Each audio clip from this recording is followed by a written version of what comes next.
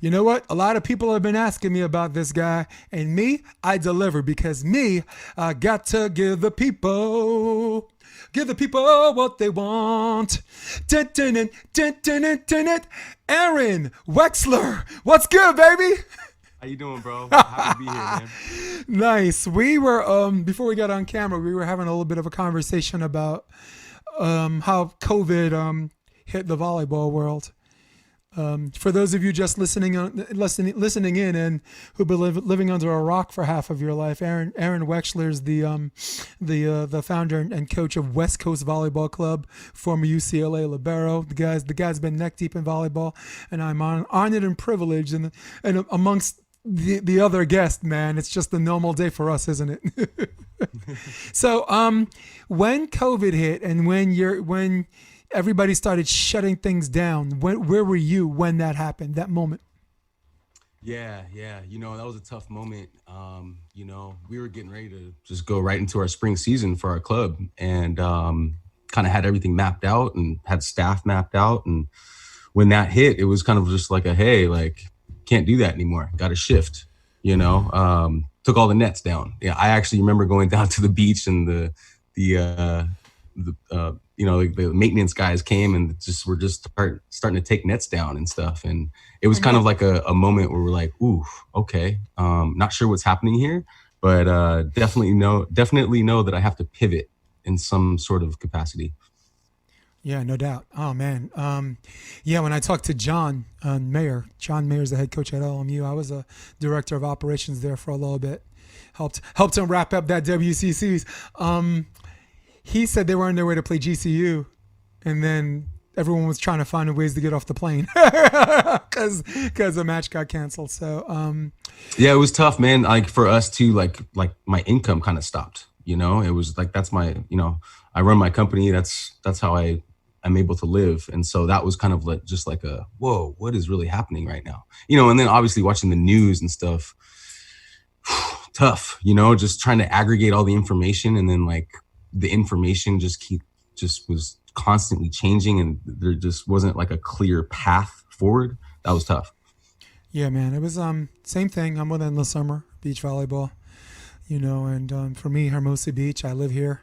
I trip, I fall. I'm on the beach. Pretty good life when I could walk to work instead of working that 9 to 5. Dude, I could never work a 9 to 5 again. Yeah, I could never work a 9 to 5 again, man. It's just, you find something you love and you're like, what, for the same shitty salary I could do that, I might as well do what I like. Yeah, man, me too. It just wasn't for me, and so I'm blessed. I'm grateful to be able to, do what I love to do every day. Yeah. Are you a homebody? Did you have cabin fever?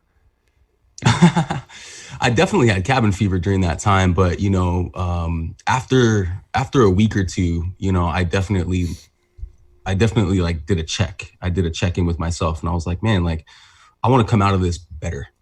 I want to come out of this whole thing like, actually I saw something, I can't remember his name, but I saw something on like an IG live or something like that. There was a lot of content going on at the beginning of that COVID.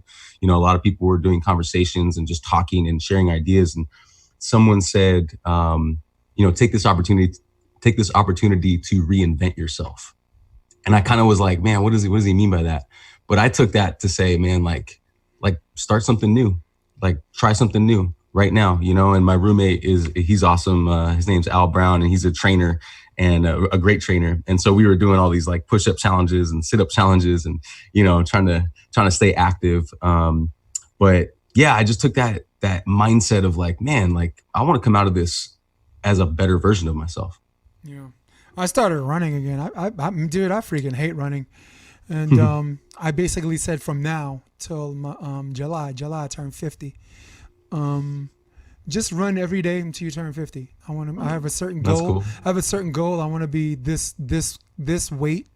I call it my playing weight, even though I don't play anymore. My playing weight is like anywhere from 195 to 205.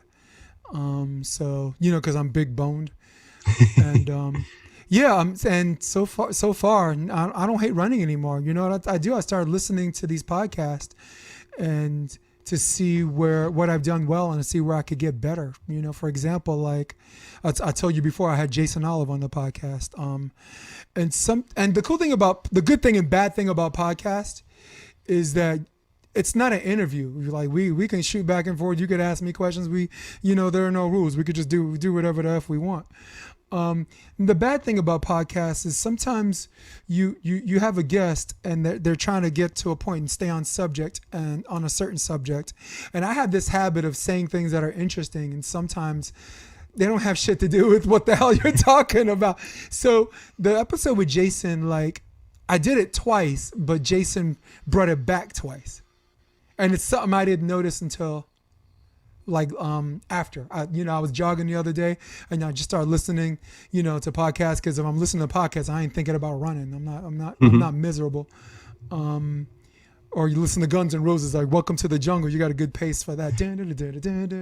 For sure. And Jason brought it back and I was like, cool, man. So now you're talking about being a better versions of yourself. Right. That was one of the things I was doing. And every episode, is going to be something new. I got to add something new that makes the podcast better. Like this is a live version, so you don't see the icon, but the edited version, you're going to see like the headphones, like the blank face and the headphones, you're going to see it like on one of the corners.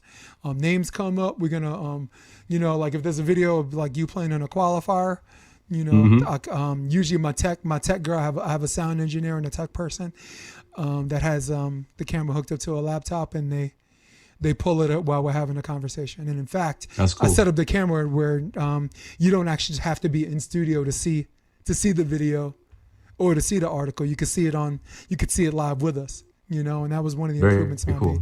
Because one of the improvements I had before, you could hear it, but you couldn't see it because you weren't in studio. But now, but like you said, I'm not a sound engineer. We be volleyball players. We become them, right?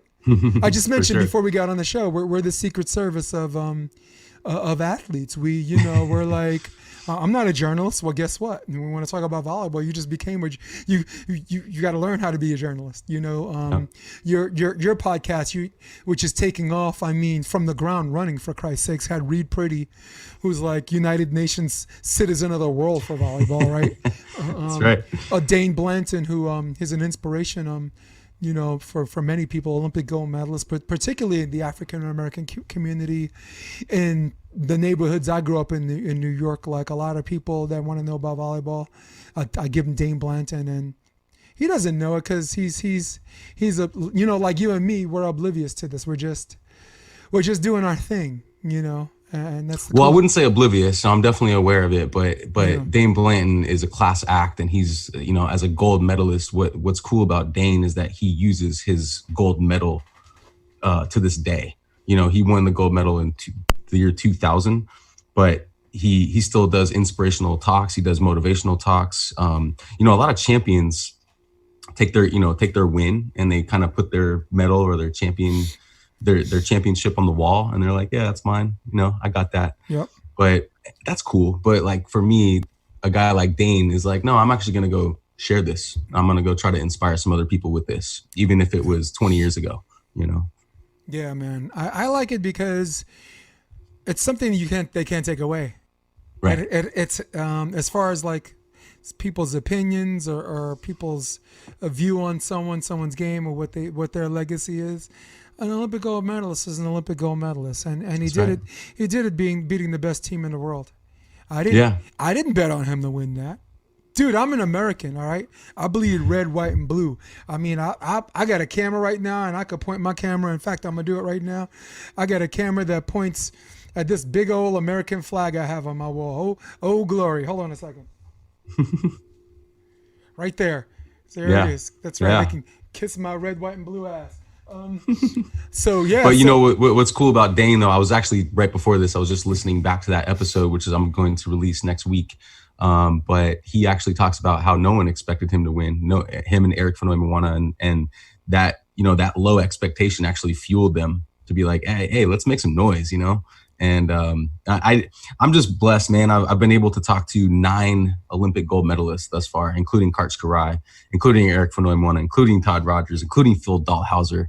And just talking to all these people, man, it's been an absolute blessing. And the learning curve for all the things within the game, which is the title of my podcast, it's amazing to just kind of feel all this stuff. A lot of this stuff is like foundational things that coaches and athletes, we don't really have the time to do, because we're always talking about like the what, like the practice of today or the upcoming tournament. But there's so many underlying foundational principles and concepts.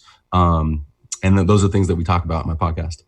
Nice. Process and preparation too. Absolutely. Process, preparation, belief, confidence.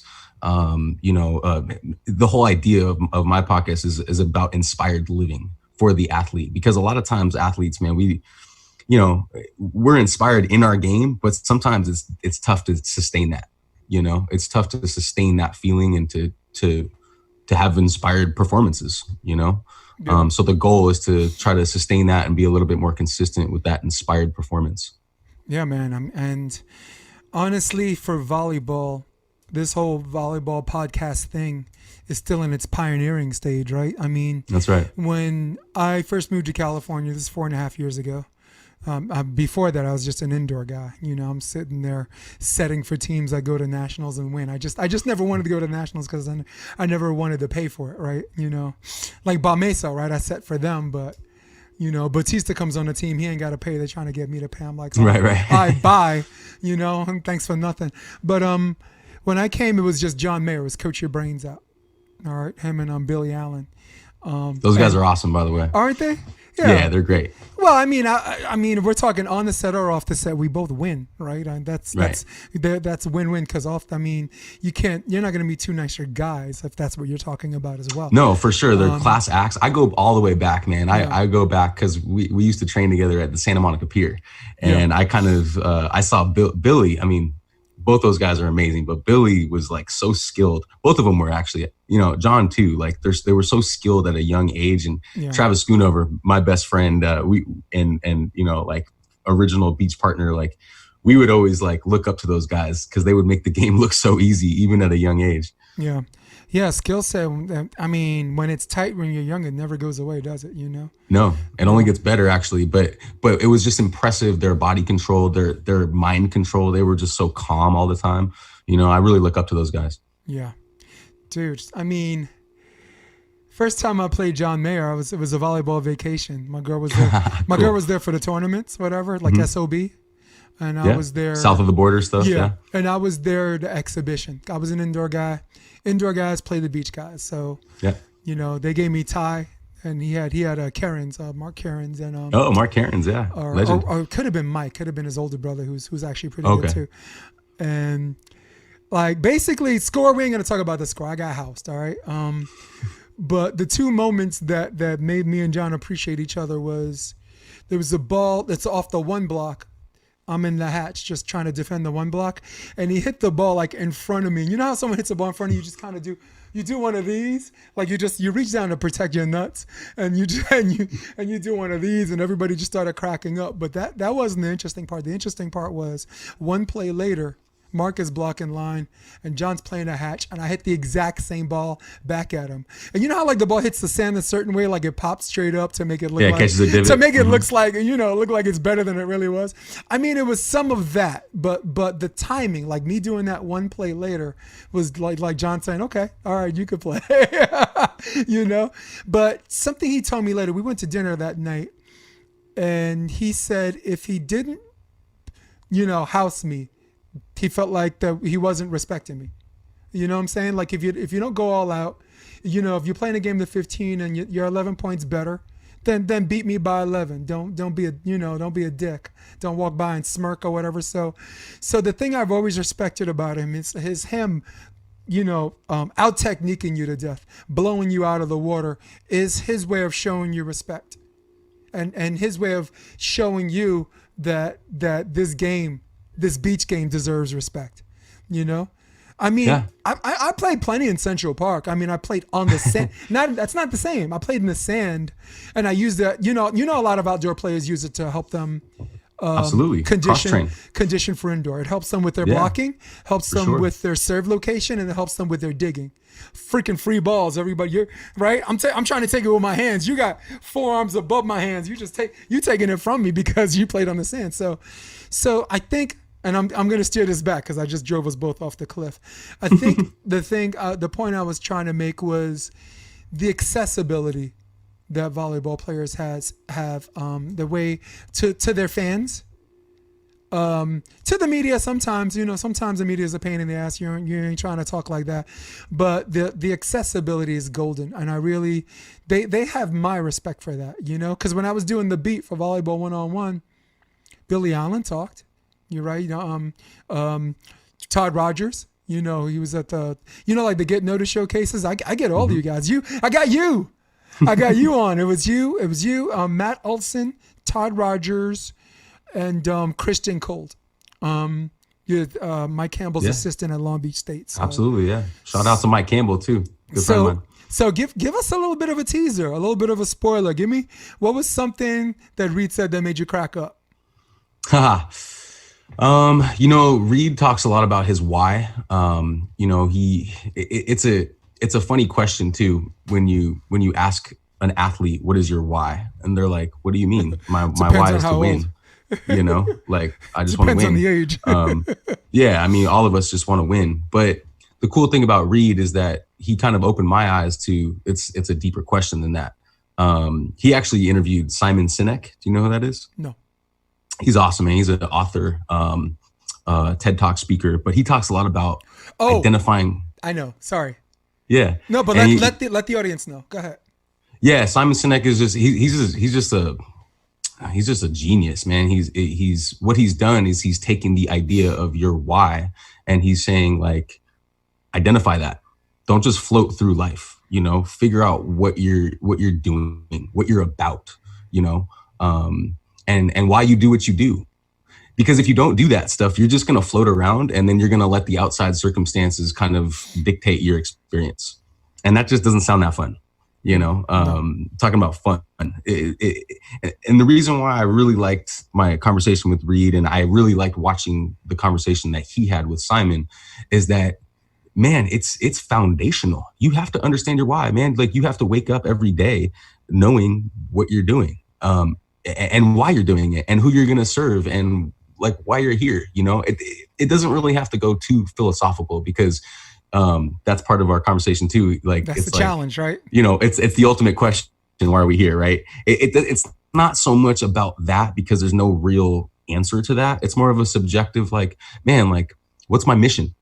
Is it just to win volleyball games? Is it just to win? Because winning and losing is kind of just like a small part of the bigger picture. The bigger picture is, man, like, no, man, like using my gifts, my innate abilities to actually help the world, I definitely appreciate that. Yeah. Now, here's the thing. For me, the why, because I'm old school, right? Why is a very big revolution, should I say, not an evolution. Big up to Duncan Avery, wherever you are. But it's a revolution in a sense that when I came up playing and my coach wanted me to do something and I asked why, he'd be like, yeah, why? Right. Why ain't in your vocabulary, motherfucker? So, right. Why? Why? Get over there. So, why is important? Because this generation of people, and I'm talking about the people after you, and the people after that, up to the present, if they understand why, they're more productive. If they get the why, they're more productive, and they're not just going in just on blind faith. And my challenge. Well, go ahead. Yeah, go ahead. Okay. And my challenge is someone who studied the sport of volleyball, who's been playing for 30 years, who's been coaching for 21. I've only been coaching beach for 5 years, but God bless you guys for just getting me in, and now it's great. The challenge is sometimes, why is a practice thing? Why is a video room thing? Why is it whatever? In game, there has to be the balance of blind faith. Absolutely. There has to be the balance. I mean, I mean, during a timeout, or if coaches are allowed to talk during the switch, you only have this small amount of time, and if like they understand why, and if their confidence in their coach and the coach's confidence in the player are on this par, blind faith is golden. You know, I mean, where I grew up, the way I grew up playing, blind faith was it. You know, and it's crazy, and it's great, and it's awesome that this smart generation of kids are just so much better and so much more productive. Floor is yours. What are you gonna say? Well, yeah, no, absolutely, I agree with you. I was gonna say basically, so we don't have to go too political here, but you know, understanding your why. Like, okay, so going back to Reid, right? He's big on max potential. He even has a mindset course all about discovering the maximum part of your potential. Like that's a great why, you know, like I'm going to train, I'm going to compete because I want to figure out what I can do, you know? But on a bigger level, you know, the why is because I want this world to be a better place. You know, you look at what's going on right now and it's like, okay, am I part of the solution? Am I part of the problem? Or am I just neutral? Or united, you know? Yeah. But those are all choices, right? So like if you try to identify your why and you do some like self-reflection and really get into like, man, like what is my why about not just sports and not just volleyball and not just my own personal little world, but it's like, what is my contribution? Yeah. Right? And how can I help? You know, and that gets constructive and productive. You know, I interviewed Karch, which was a blessing, and something that kept coming up to him was productive thoughts, you know, really training your mind to stay with the productive thoughts more than the unproductive thoughts, starting to release those unproductive thoughts, becoming more aware of the productive thoughts and allowing those productive thoughts to transfer into productive action. Yeah, I think we could use more of that in the world. Yes, outside absolutely. of volleyball, because there are just a lot of things that are happening just off of instinct. Mm-hmm. You know, and not just instinct, but reactivity, right? Something else that comes up is like, you know, conditional reactivity. Yeah. You know, like there's conditions that are around, and when you said instinct, our natural instinct is to react, right? And bringing it back to volleyball, it's such a reactive sport, right? We're just like reacting all the time, but knowing that it's just a conditional reaction. Rather than an unconditional reaction would be based from love and based from kindness. That's kind of what I'm trying to teach these kids right now. It's like, don't be too conditional with your reaction. Yes, react to things that happen, you know, and I'm talking mostly outside of the game right now. I'm talking about society, you know. Yeah, this is called The Option, my man. Yeah. But I love the title of that because it's your choice. Yeah. It's always about choice. You know, one thing I want to give a shout out to my friend Aaron Felton, longtime West Side guy on the beach, just a friend of mine. But he told me one time, he told me this, and I kind of laughed at him. But he goes, "It's up to you, bro. Yeah, everything is up to you." And I was like, man, okay, all right, whatever. But like, I thought about that. That's the most brilliant piece of advice I've ever received. Nice. It's all up to you. Yeah. So you know Edgar Tokes, Latvian player. Actually, no. I don't know if he has enough points, but I think their team and Lion King or whatever, they're probably. I think Latvia is probably gonna have 2 teams in the Olympics. He just messaged us. He's on Plavin's partner. Cool. Beach volleyball is a lifestyle. It builds your personality and your view of the world and how things are built. And love that. And I mean, what he's saying is so general, but so applicable to what we're talking about. Like, for my audience who don't play a lot of volleyball, there are certain things you do as a hobby. All right, you do this, and that's a hobby. You play tennis, sure. You do this. You DJ, okay, that's a hobby. And there's certain people that do things professionally, and they do this to make their money, and it's one of their sources of income, if not their sole source of income. But this gray area, and you're gonna love this, Aaron. This gray area in the middle of being a professional and having it a hobby is something called a lifestyle, where there are people who are so neck deep into this. This is they love, and this is who they, not just what they do, this is who they are. And whether they make money from it or whether they don't, that's this huge category that this lump of people from the South Bay to my Dominicans uptown in New York who play hard top fours in Central Park, who won nationals twice with Bameso. My Polish guys out of Brooklyn. I actually set for a team called Paul Am. They won nationals in 1996 for Open.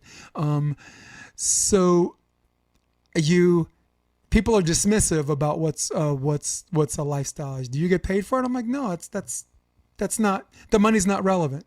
Because if the money were relevant, we wouldn't be doing this. Okay, that's it. We really wouldn't be doing this. Okay, we get paid, but Wex, you ain't doing this for the money. Okay, come on, say it with me. We ain't doing this for the money. All right. So I just wanted to apprise everybody what volleyball means to certain people that lead us to where we are. I mean, to you, you're like, why is he saying this? Obvious is obvious. We're in the bubble. Okay. We're the bubble bunch, all right? If you never left the bubble, you would think volleyball is the number one sport in America. You so would. So Reid Priddy, the thing I liked about his thing is because the result of what he's trying to do is, it's about us being better versions of ourselves. It is. That's not his intention. That's not his goal. That's the result. Because if you mix your goal with your results, you're going to be fucked. All right, and there go my sponsors. Wow, Edgar's all into this. But I think the point I was trying to make is goals and expectations, because that was Reid's goal. His expectation is he becomes a better version of himself. I think the short time he's been on the beach, when he decided to go full time, man, it's been a revolution, right? Well, not an evolution. I actually played against him his first year in a qualifier. Was it Huntington? In Huntington Beach. And it was kind of cool. I actually saw the draw. When you see the draw, you're like, oh, great. I got a 4-time Olympian and a gold medalist and a bronze medalist my first round. Fantastic, You were effed anyway. Did you see that bracket? You were effed anyway. I know. But I got all these people texting me. Sorry, do you know how they played after they beat you? They played Rafu Rodriguez and Kevin McCulloch. Oh, yeah. I remember that. Yeah. But no, just looking back on that, I remember actually being really grateful for that opportunity. The result wasn't very good on my end. We got smoked. But, in what's cool about our sport, like I got to play a 4-time Olympian. Like, that's amazing. I actually got to also play against Phil and Todd in 2008 before they went and won their gold. And like looking back on all those experiences, like, again, we got smoked on that one too. But like I had these incredible opportunities to play against greatness. And to me, I'm just absolutely grateful for those opportunities, because not just for the actual experience, but because of the shared knowledge. Like, we're competing against each other, but I'm actually learning about their game. I'm like, oh man, look how we just made that step. Oh my God, look, so I'm actually aggregating information as I'm competing. I'm not an Olympian, but I really look up to those guys, and I especially a guy like Reid. He just made his transition. I believe that was 2018. Yeah. And he just won. He won the Manhattan Open last year. With a year later, Trevor Crabb. Yeah. With Trevor Crabb, and it's just like that's amazing to me, and he worked his butt off, man. Like he trained hard. He completely just went all in. That term all in to an athlete, and a coach, and actually, and any craftsman, anyone who wants to be a craftsman, that term all in is important, and you could just follow Reid, because Reid just went all freaking in, and he was able to get his name on the pier, Yeah. Hey, listen, Reid also trained smarter. You're a former indoor player. Yeah. If he went all in, like an indoor way, the way he went on the beach, he would have. I mean, I don't know how long he would have lasted given his age. I mean, first of all, you're coming to the beach at age 38 or whatever. You're already late in the house, and in light of the fact you're on the world scene where you can take as much as 1 million swings in 1 year, 1 million swings. I mean, that's basically 303. What 8,650 swings a day or something like that. I don't know. I don't know the math or whatever, but I'm very impressed that the way he's training, like as far as impact training. But I wanted to say something about all in, because going back to my conversation with him, please. It's cool to be all in something, right? Like one thing, like you could say volleyball, right? Yeah. But what's even cooler is to take that experience and apply it to other areas too. And it's kind of a check on yourself too. When you're all in on something, you're like, okay, what areas am I not all in? Yep. You know, and then that's cool, because that opens up your life, because like we just talked about choice. And I love the idea of the option. You know, you can choose where to be all in, you know, and that gets exciting. I think most of us, myself included, are just very rarely all in anything, you know. Yep. I'll admit that, you know, like I think it's something I'd like to shift and change. But just being aware of like, okay, let's just start with my parents. Like, am I all in with my relationship with my family? You know, I think a lot of people are not, quite honestly. You know, I'm not. Well, hey, that's a check. You know, it's like, why? Is it a defensive thing? Is it because they, you know what I mean? Like, and you don't have to answer that. That's rhetorical, but that's a why for a lot of people though. That's what I'm saying. And so what's cool about, you know, the idea of all in and watching people that are champions on the volleyball court or in any sport is to say, man, like, that's so cool to see how they were all in that area, you know, and what other areas can they now be all in. And for Reid, you know, it's about family, it's about faith, it's about being an entrepreneur now, you know, and it's all these lessons that you take from the court or from within the game, you know, that you can transfer out, you know, and that's to me is the exciting part. Yeah, it's definitely, look, volleyball definitely makes people better human beings because of the discipline and because of respect for the game, respect for other people, being all in with your training, mixing your what you want, what you expect to happen and what your goals are. And it's very, very important. And for anyone that doesn't understand, just think about theater. Like if you're on a stage with the intention to be a star, you're not going to be a star. All right. But if you put in the work, if your intention is action objective, you know, finding out what the character wants and this and that, guess what? Then your theater performance is good. And then maybe you'll be a star. So that's what I'm talking about when I'm talking for the people who don't know what I mean about mixing your goals with your expectations, because Aaron, they sound so much alike. Goal, my expectation. What's the difference? You know, I mean, which is a legitimate question for people who never asked that question. Well, another thing that's coming to mind from that conversation is how Reid always starts with the end in mind. You know, that's goals, right? It's like the mission. Let's say it's the gold medal, right? So you work backwards from that goal. Gold medal is the expectation. Yeah, or whatever the goal is, man. Even if it's making your bed in the morning. Quite honestly, you could make any goal you want, but having the end goal in mind, okay, and then you work down from that. You know, I think a lot of athletes and champions kind of innately do that. But for anyone who's not an athlete and has these goals and have these ideas of what they want, starting with the end goal in mind is a big key. No doubt. For me, that's expectation. For example, the bedroom you're just talking about. My goal, make my bed every morning. My expectation, I just want the room to look nice. Your room, dude, your room can look like shit. But if you make your bed in the morning, guess what? Guess what? They're like, okay, he's not a mess. He's just, he made his bed. I like him. One of the things I've been doing lately, and I'm very blessed and very grateful to be able to say this, but I've been able to jump in the ocean every day. It's cold sometimes. Sometimes it's a little uncomfortable. Sometimes I don't even want to. I'm like, but I know the end goal for me is the feeling when I get out. It feels amazing. It feels like baptism. It does, man. It really does. Sometimes I go twice in a day, you know, and just jump in, and it just feels so good. And what I was getting to, my point was creating habits. You know, like to me, that's a habit that I've created for myself. I'm like, and now I've done it so much that like I want more of it. It's like something I crave, you know. Awesome feeling, but those habits, what I've learned about about successful habits by interviewing so many successful people is that is key. Creating successful habits for yourself, just like making the bed. That's one. It becomes a habit after a while, and then the expectation actually becomes the habit. So like there's that meeting point.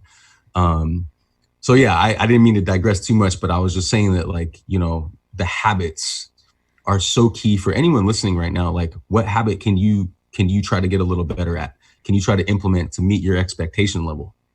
Yep. I like that. Let's, I want to talk about you for a second. Sure. You played libero at UCLA, right? Mm-hmm. Where'd you play high school?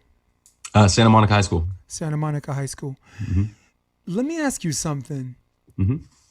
All right, you're playing whatever, junior high, you're playing club, maybe you was YVL, you're playing high school, you're playing high school club.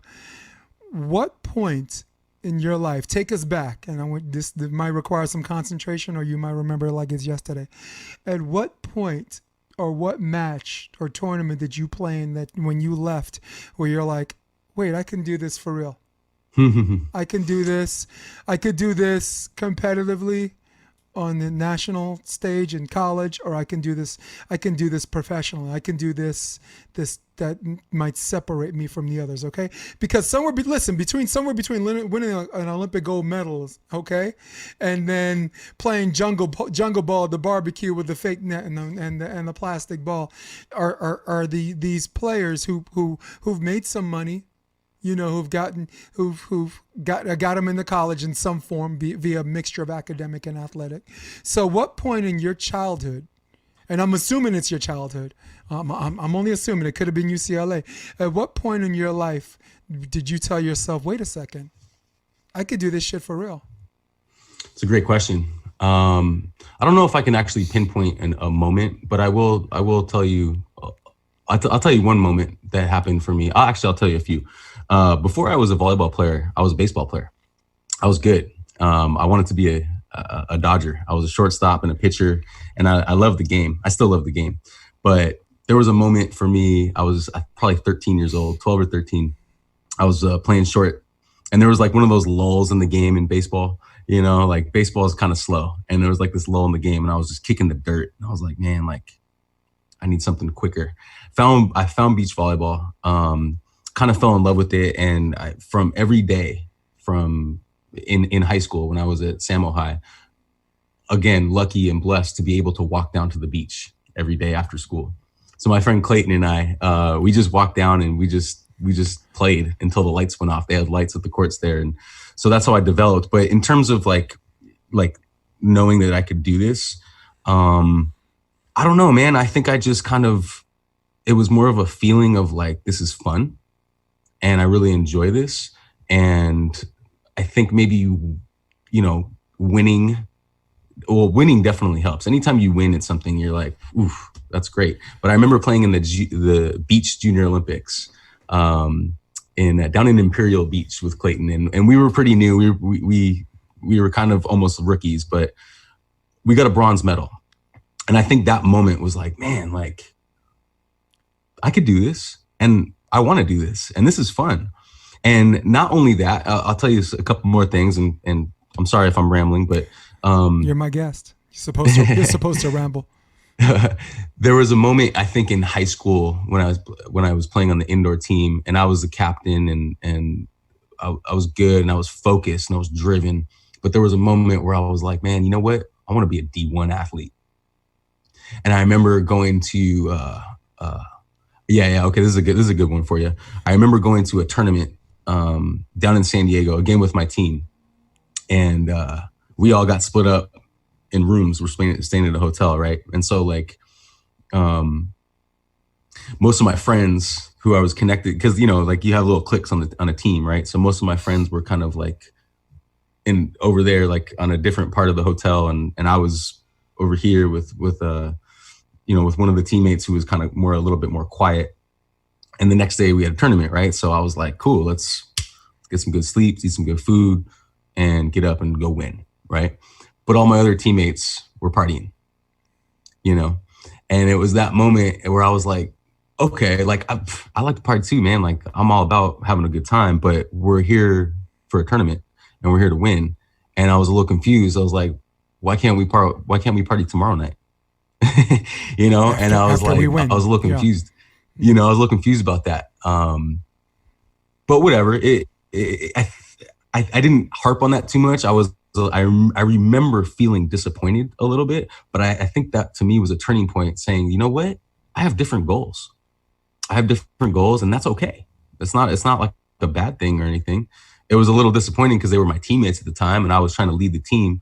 But I think that was a turning point to say, hey, you know what? It doesn't matter what anyone else is doing. What you feel inside of you, you need to go get it.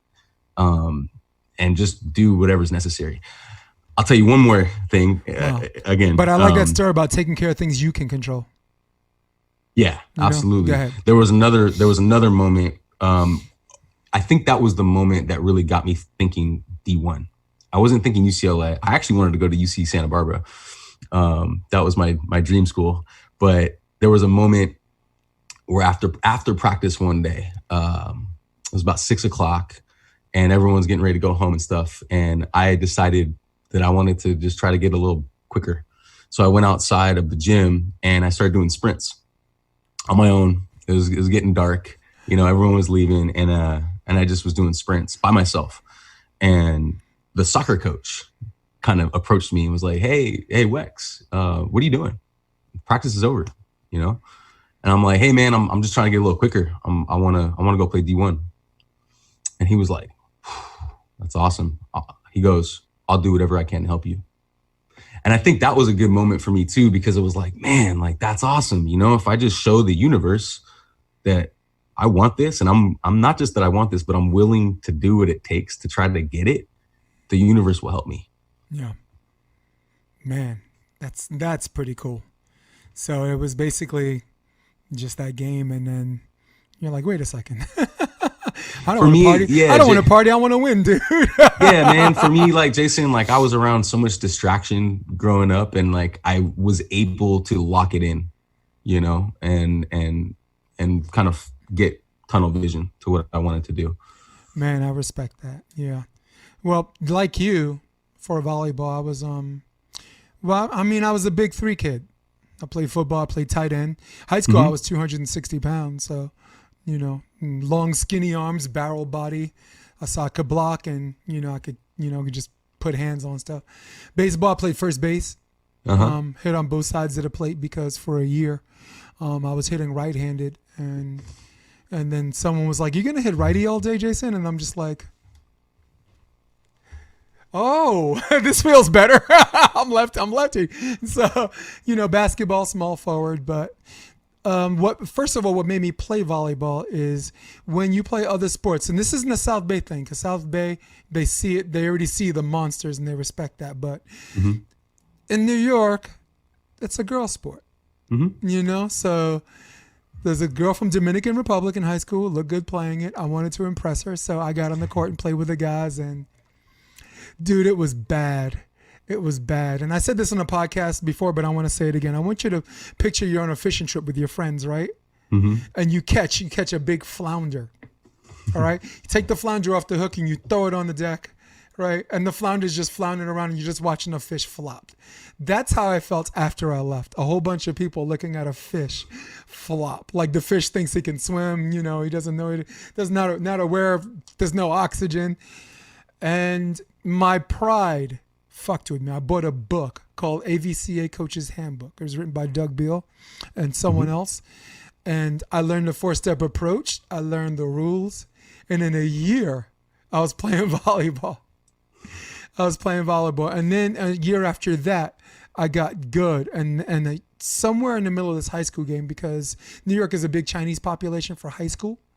In fact, have you ever seen Asian 9-man, Chinese 9-man? Yeah, I have actually, yeah. Fucking awesome, dude. It's crazy. All of those guys are skill Nazis, dude. And high school volleyball is Chinese dominated, and some okay. Koreans. All right, you know, okay. Depending on where you live, right? If you live uptown, they're all Dominican and they could play. But yeah. New York is second to California, and only because California has more people. More people, you're gonna have better players. But this immigration, and I'm not talking about American. I'm talking about American immigrants. Talking about these Polish guys, you know, from Brooklyn, these Russian guys from Brighton Beach. And the thing that made me think I could play the game is I played an all-Asian team and they said, just set Jason every ball. And I didn't have the elbow back and elbow forward. I was this and finishing with my wrist. This, that. And I did that 15 straight times and got 15 kills and won. And then, and a year later, I was in the military. All right. Got my Gulf War vet. Tried out for a community team, made that team. Tried out for the Army team. They flew me to Fort Benjamin Harris, Indiana. 3-week camp, made that team. Got scouted out for a professional team in Darmstadt, Germany. And in 3.5 years, I was playing the game professionally. Wow. Indoor. So, and I was an outside hitter, left side. And then I went to the Olympics, Barcelona. And I ran into a coach, Mario Tribic, who was the head coach of the Netherlands. They won a silver that year. Then they won a gold in '96 against Italy. And he says, "What's your wingspan?" And I'm like, 80 inches. My wingspan is 6'8". I'm 6'1". I'm lefty. He said, "Set." So for 2 years, I watched videos of Jeff Stork. Oh, yeah. Old Pepperdine guy who's now I think an assistant coach, was the head coach of the beach team at Northridge, Cal Northridge. Right? That's where he is right now. The man's my idol. I emulated him. When I saw him, I mean, I'm a New Yorker. I don't get wowed by people. You know, Jay-Z, see Madonna walking her dog. Hey, cool, hi. What's up, Madonna? You just say hi because they're like neighbors. But when I saw Jeff Stork, I lost my fucking mind. It's Jeff Stork. It's Jeff Stork. So basically from that point on, I became a setter, and that was my volleyball career. That's cool. And that guy, by the way, Mario Tribic, ended up being my mentor. Because he lived in New York. He had kids in New York. I was his kids coach. I ended up being his kids coach at Hunter High School. Hunter High School is like this smart kids school in New York. I can tell you about that later. And he ended up being my mentor because he started running camps for Bob Bertucci. And he was also a part-time assistant coach at St. John's. He didn't want a full-time head coaching job because he wanted the ability to coach in a national team. He did these refereeing gigs, and you know what's crazy? We go back long enough to know refs that know what the hell they're doing versus refs that know what they're doing that can't see anymore. Right? So when you see him and he's blind as a fucking bat, and he's making the call, and you got these kids, oh my God, this ref sucks. This ref doesn't know what he's doing. And I'm like, come here for a second. Come here. Watch yourself. I want to tell you who this guy is. So that's who that guy was to me. And it's crazy I ended up coaching his kid, Alex. And Hunter High School I know we think volleyball is such a small world, but ending up having to coach his kid is as rare as the Mannings winning back-to-back Super Bowls. Okay, that is like I buy a lotto ticket if I'm feeling that lucky, right. You know, because this school leads the nation in two important categories: cumulative SAT scores and Ivy League application acceptance. It is a public school, but not really. I'm sure they got schools like that in California that are like public schools. Oh, definitely. So that was like equivalent to Bronx Science, Brooklyn Tech, or Stuyvesant. You know, those are he was in other words, he was in the pipeline school. Mm-hmm. Pipeline to, you know, if you just go to school and act like a mammal, you can get into St. John's, and if you work a little harder, you get into Yale. You know, that's how people get freaking B's and get into Yale. They go to those schools. So, but the moment I thought I could play the game was that moment I beat this all Asian team, and it was just me.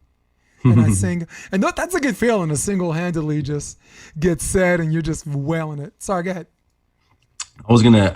That's cool. Thank you for sharing all that. I wanted to tell you actually two more experiences. For anyone listening, I think this might help too.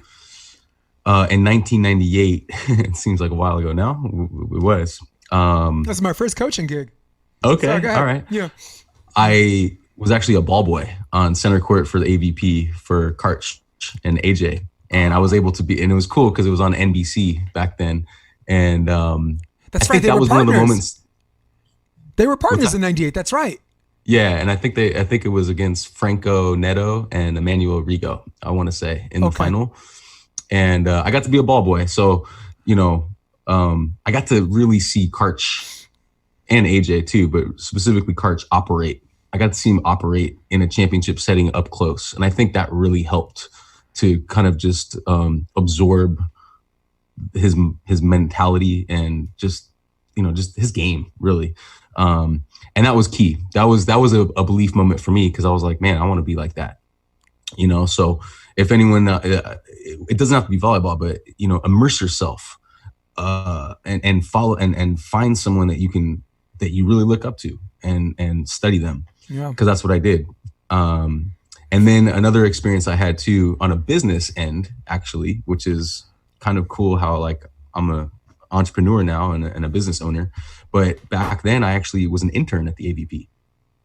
And I told my dad, and my dad is my number one supporter, and I love him. But he told me, he was like, hey, you should go, try to get an internship at the AVP. Because when I left baseball and I went on this path of volleyball, the whole idea of being all in, right? So he was like, man, let's see if we can get you in that office. And I did. I went in there and I interned, and I got to see how things operated, and answered phone calls, and saw mail, and just I was in the office setting of the sport that I loved. And I think that was another good step for me, knowing that I saw the inside of everything that was happening, and I was like, man, I could do this. I want to do this. No, that's cool, man. I'm actually watching a video of you. Okay, we're in the first. Oh gosh, what are you watching there? This is you against Blanton Gabriel. Oh no, not this one. No. I just wanted to get one play in since we're here. All right. That's Ben serving. And that's me and Alexi Gabriel, I want to say. Oh, put the ball down. There we go. Let's go. That was nice. All right, we can stop there. Hey, replay that. We close up shop. Yeah, but no, do that again. That was beautiful. A little back set, a little wrist away. Yeah. That was beautiful. Thank you. Thank you for playing that. I appreciate that. That's pretty. That's one of my favorite plays. Like if you're playing in the sandbox and not on the beach, you don't see a whole lot of oceanside to strandside activity. Okay. Look, you have to. If you're on the bad side and you're getting served, like I got served every single point that game. Yeah.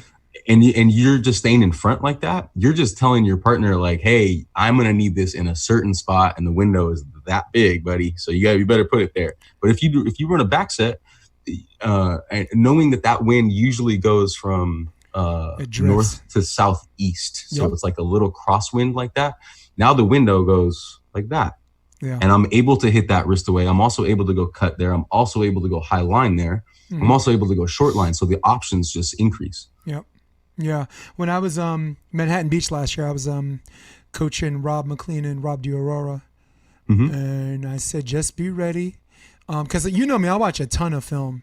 You do. Listen, last year was one of the best beach years of my life. And I mean, it's a podcast. We're supposed to be talking. I ain't trying to hijack it. But it was, first of all, it was weird because I got dropped by Jake and Earl, because Jake and Earl signed up with P1440, and Arturo was going. So you ended up having two coaches there. So I'm like, all right, you got that. And Rob was like, dude, come. If you ain't working with them, I'll take it, So basically I said, listen, Bill, on the south side, every time that ball, every time he serves, it's going to be a back set. 9 out of his 10 serve receives on the south side is going to be a back set, because like you said, he's going to be hitting that north wind. Second of all, the drifter is going to be allow him to get his wrist away doesn't have to be elegant. It just has to be good enough to beat the line. Sure. So, and I told him, I said his two major shots are going to be high line, and they're going to be disguise cut. The two things on a perfect set. So I said, however you decide to stay in the cut, however you decide you want to head fake, or however you want to set up your blocking scheme, because Rob DiAurora likes to do his own thing, and I get that. But I said, listen, I know how to play him, and I know how to take one set from him. If you follow me, I'm gonna take one. We could take one set from him. We did. We took the first set, and then they eventually cracked the code, and then third set. You know how the third set is? Like they just start serving the big guys, and either you hit or you don't. So Bill hit 3, and DiAurora missed 3, and that's the game. Both good, good shots. Both trying to beat the 4-block jump in, right? Shaving the pits, and either it's in or it's out, or it's blocked, or you got fooled, you got honey dicked, and the guy's gonna dig it. And they ended up winning 2-1, and that team basically went on to the semis. That team, Baranek and Kalinske, ended up going to the semis all the way from the qualifier. So they beat Rob and Rob. They beat the team that dropped me, Jake and Earl. And then I was doing analytics. I was coaching for Rafu. And then Eric is like, can I please stop seeing you? This is 3 games in a row. Anybody else you're going to be coaching? And I'm like, look, I'm not even going to be in the box because I can't, So I went to the tent. Yeah, sorry, go ahead. No, I was going to say all that stuff, though. It reminds me of my conversation with Karch. Yeah. All that stuff is trying to figure out a puzzle, right? And it's a game. And the more you look at it like a puzzle, it becomes more and more fun, and you get more and more enthralled in the idiosyncrasies of those things that you're talking about. Yeah. Because the options there's so many options. I love that name, the options, great.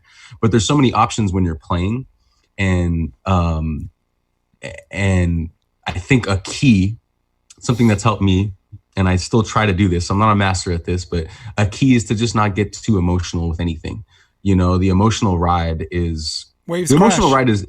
Well, it's fun though. It's fun. It's fun to get fired up, and it's actually, looking back on it, even though it's not fun to lose, it's fun to actually allow yourself to feel the pain. Yeah. McCutcheon's big on that too. Yeah. But like when you're talking about all these little things and the 4 blocks and the wind and all that stuff, it's all a puzzle. It's like figuring out what goes where. And one thing I want to share with you that Karch said that that really stuck with me. I asked him about the zone. I was like, how many times in your career, 3-time Olympic gold medalist, right? How many times in your career have you been in the zone? And he's like, not many. No. Probably maybe I could probably count on both hands, Yeah. And I was like, really interesting. And he's like, yeah, I'd say I was just kind of more focused on making adjustments. Yeah. And like adjusting is a huge thing, not just in beach volleyball and not just in sports, but in life, right? Like finding ways to make adjustments. And when I talked earlier about the being unconditional, that's kind of what I meant. It's like, yeah, like the conditions are happening. Okay, cool, got it. Let's not react too hard. Let's just make adjustments. Yeah, I didn't mean to steer you out of the volleyball stuff, but it just came to mind. No, we're here because we're talking about emotional highs and lows. Somewhere in my 10th year as a coach, got around to watching McCutcheon and some of these guys, and like, we want to be up but not too up and not too down or whatever. And then I appreciated more when I started talking to beach players, which definitely revolutionized my indoor game, because the mistake that coaches make that are former players is they take what their player's doing, and because a player's not doing something, they use it. They use the situation and take it how it applies to them. And once you do that, you kind of fail these kids as a coach, because well said. You are different height, you're a different build, you're a different mentality. And the most important thing, what I was getting at, is big waves crash. There are so few players that start emotionally high and stay there. We remember them. In our volleyball lives, we remember. I'll give you one. Fallon Moana. Yeah. She starts high and she stays there. That's a unicorn. Those are unicorns. You don't fuck with those people. What you do is you grab them, you take them to the lab, right, and you study them, and you're, and we get and we get together and we do a peer review thing, and we come to our conclusion on how to deal with unicorns. But big waves crash, small waves being high, boom, yes, and I'm back. Those are the winners. Right. Those are the champions. Right. Those are the champions. Well, and those are, sorry, go ahead. Yeah, no, 2 things come to mind. Number one, it's talking about champions. Dain Blanton was talking about using dead time. How much dead time is there in a volleyball game? Probably over 10 minutes of just sitting there and waiting for the next play, or the in-between plays, right? He said the champions use that time the best. They utilize that time. And that's important for any player, youth player, older, anyone listening right now. How do you utilize the time in between plays? Or even a timeout, and for Dain, it was like to be extra present. Like if you can be extra present, not worried so much about the last play or the next play, but just I'm right here, right now, like that's gold. And then the other thing I was going to say about coaching, because you touched on coaching, going back to Reid Priddy, Reid's been coached by the best coaches, including Hugh in the world, Hugh McCutcheon. And Sproul was an assistant too, right? Yeah. And John Sproul, one of my favorite, he was my assistant at UCLA, and I shout out to John Sproul, love Spoo. But like many coaches, he's had all over the world, right? He's played pro overseas. So I asked him, could you like sum up all of the best coaching into like a phrase or an idea? And he did. So I want to share it with you real quick. So it's a matrix. So there's a challenge. Like I don't have a pen right here, but just go like this. So like this would be a challenge part of it. Okay. And this would be a support part of it. It's kind of like a cross, right? Yep. And the best coaches are able to go right in the middle of that. Now this is probably better, right? So like challenge. Stay back, coach. Jason. Stay back, Jason. Yeah, no, I didn't mean that. But I meant like the crossing point, you know, of challenging somebody and supporting them. That is the golden part of the coaching, of supporting, of challenging, of pushing, but supporting, right? And it's like, as coaches, if there's any coaches out there listening, that's our challenge as coaches, is to find the art in that, right? And the grace in that, you know? So I just wanted to share that. No, it's awesome. I mean, that is a challenge for every coach, and the coach that finds that where to cross that T is and the empathy for their journey, right? Mm-hmm. Their meaning their player's journey, because it's not our journey. We're like shepherds, right? Yeah. We're like, hey, we can guide you along, but this is really your journey. So like knowing that and not getting our ego caught up in that, that's another part of that challenge. Yeah. Well, it's also a style of coaching as well. I mean, I bring your attention back to theater, right? There's a style of theater that's consistent with the why. You're talking about the why. I bring your attention to Stanislavski or Sanford Meisner's technique or style of theater, where if you get up and move across the room, you need a reason to. Right? I like that. And then you have... That's being intentional. Yeah, and then, action objective. Like, they call it GOAT. Goal, obstacle, tactics, expectation. That's it. You know, what's my goal to get her back? What's the obstacle? There's another man. Tactics, kill him. Expectation, we're happy. We live happily ever after. But there's another style of theater called Chekhov technique, Michael Chekhov, not to be confused with Anton, not the playwright. You move across the room, and then you figure out why. You move across again, and then you find out the why that way. So there's one way. You need a reason to get up and do it, and if you don't, you shouldn't. I mean, it doesn't make to that person. It doesn't make sense. And his way is not destination, the journey to the destination. It's the journey itself. So I've gotten more out of theater, that was my junior year, from that than I did from the other way. And the reason is because I was older. Like 18-year-olds, like if you're trying to use sense memory or trying to reflect, like if you're trying to play someone that got divorced, you're fucking 18 years old. You've never been divorced. You know, how do you have to find something, another action objective that substitutes that. So when the audience watches, they believe you. Or someone like me, I'm 50. I was married. I've been divorced. You know, I'm playing a soldier. Oh shit, I served in the military. I'm playing a coach. I've been coaching or whatever, and this and that. So they're different techniques. And I would suggest to you, volleyball, through practice, through experimentation, through taking the journey. Like someone doesn't know why they're doing it, and they're like, why? And I'm like, just do it. Just do it. And let's take the walk back together. So that's a different style and technique that helps. I'm not talking about in-game. I'm talking about we were talking about process and preparation. Right. Sure. So I'm trying to make sure I don't drive us both off the fucking Mahola. So that's been another way of doing it. And for me, the thing that's made me a decent coach is that I'm able to look at a player and be able to do both. You know, but it just comes from us being all in. Like if I'm doing this part time and I'm doing something else, then and if I try to do both, guess what? I'm not going to be good at neither, and that person's not going to be just wasted their time, you know, right, and money with me coaching them, you know.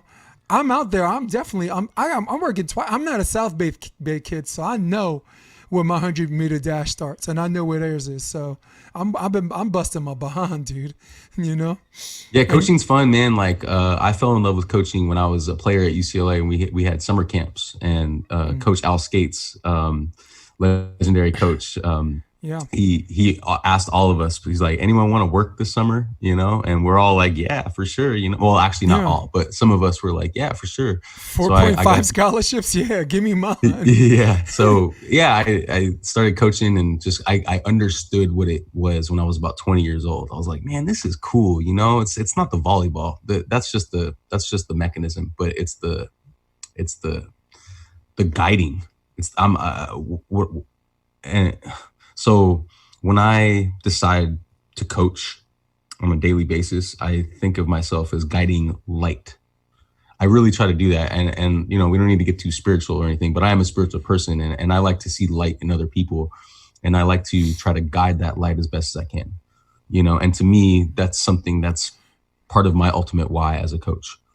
Yeah, man, no doubt. John's very much like that too. He's a Zen dude. John Mayer. Sorry, I keep saying John like everybody knows who he is.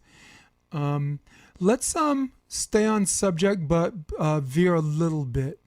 Sure. You're the coach of West Coast. You got a pretty good staff, by the way. I did my research. You know, having Justine on board, having first of all, any coaching staff, you definitely want to have active players, a mixture of coaches and active players. That's how you win.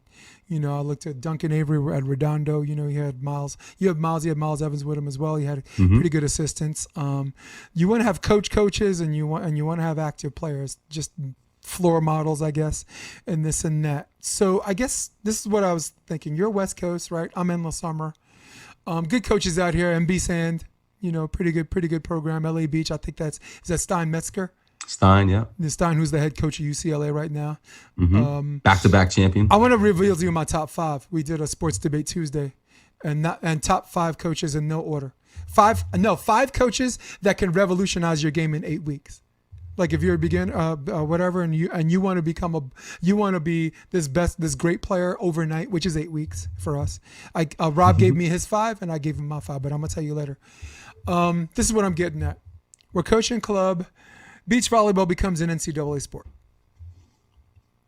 Club sizes have tripled. How old is your club, first of all? We're in our 6th year. You're in your 6th year. How big did your club come before? When the NCAA announced that beach volleyball is going to be an NCAA sport? We actually had 5 indoor teams prior to that. So we had an indoor component. And then we saw that trend, and we were like, hey, like beach volleyball is now an NCAA sport. Like let's shift our business model, and let's be a year-round beach club. So we weren't that big, but we did have a little bit of a foundation.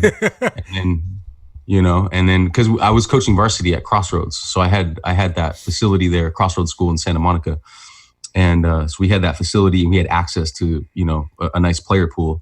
But beach was still like, oh, that's just the beach. Oh yeah, down there, you guys must be just hanging out down there, huh?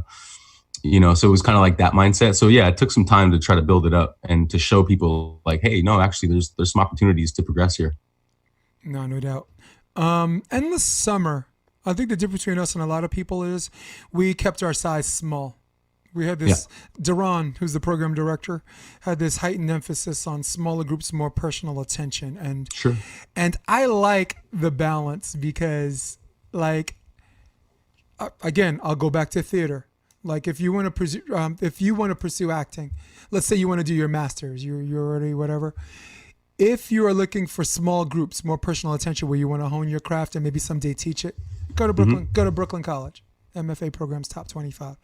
If you're looking to network yourself, and if you're looking to meet new people, new directors, and associate with star power, Pace, the actor studio is running the MFA at Pace.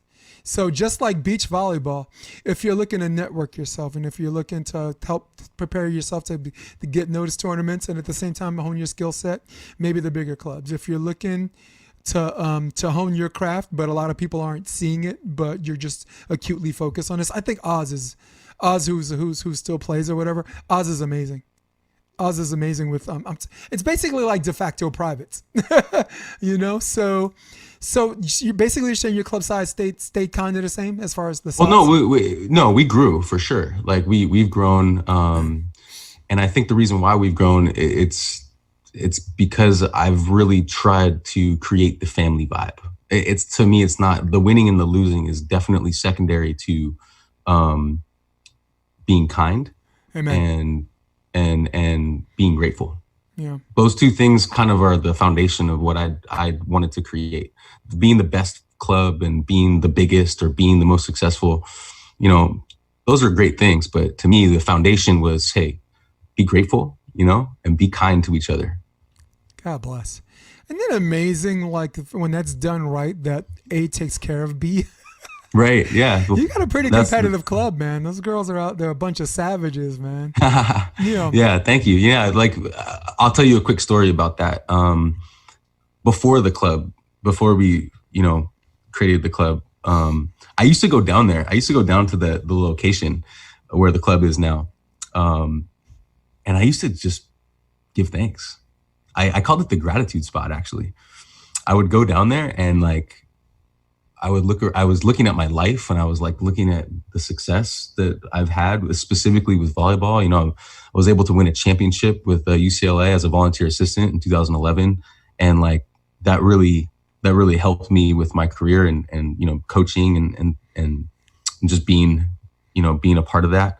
But I was also a little lost, I was also like, man, like, because of, you mentioned money, I was like, all right, cool. Got to figure something out here. Yeah. And I didn't want a 9-to-5, but I remember going down there pretty much on a daily basis and just giving thanks for everything in my life. Even some of the quote unquote challenges or bad things.